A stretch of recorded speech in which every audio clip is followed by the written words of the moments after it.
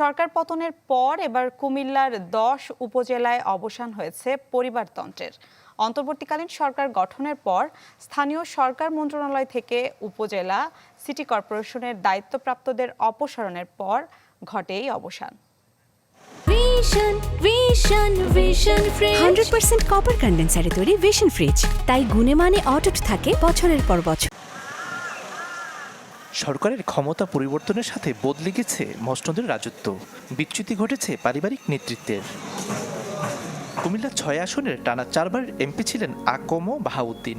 এবছরের গেল ৯ March Comilla city কর্পোরেশনের উপনির্বাচনে মেয়র নির্বাচিত হন তারই জ্যেষ্ঠ কন্যা ডাক্তার তাহসিন বাহার সূচনা।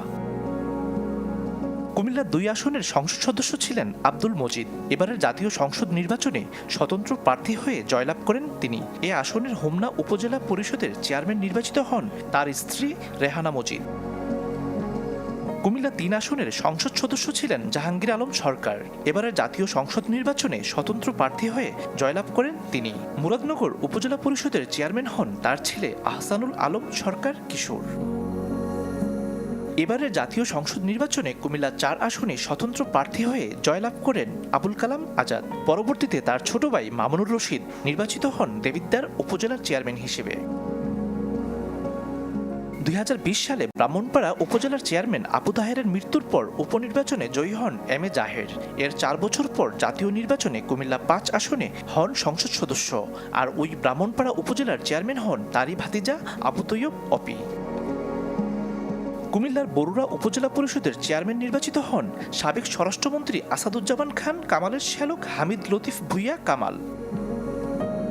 কুমিল্লা ৯ আসনে টানা ৪বারে সংসদ সদস্য নির্বাচিত হন মোহাম্মদ তাজুল ইসলাম। ছিলেন স্থানীয় সরকার মন্ত্রী। মনোহরগঞ্জ উপজেলা পরিষদে ২ মেয়াদে ভাইস চেয়ারম্যান হিসেবে ছিলেন তার ভাতিজা মোহাম্মদ আমিরুল ইসলাম। শুধু তাই নয়, তাজুল ইসলামের শ্যালক মোহাব্বত আলী টানা ৩বার লাকসাম উপজেলার ভাইস চেয়ারম্যান পদে ছিলেন।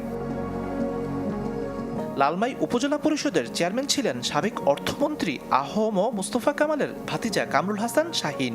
এছাড়া তার ছোট ভাই গোলাম সারোয়ার ৩ মেয়াদে সদর দক্ষিণ উপজেলা পরিষদের চেয়ারম্যান ছিলেন। দলীয় রাজনীতি এবং সার্বিক রাজনীতির জায়গায় একটি বড় ধরনের ক্ষত তৈরি হয়েছে। এই ক্ষতটির কারণে মূলত রাজনৈতিক দল কিংবা রাজনৈতিক ব্যবস্থায় রাজনীতির যে সঠিক গতিপথ, যে সুস্থ ধারা, তা কিন্তু অনেকটাই হারিয়ে গেছে। শেখ হাসিনার পদত্যাগের পর থেকে পলাতক রয়েছেন সবাই। জাহিদুর রহমান, চ্যানেল 24, কুমিল্লা।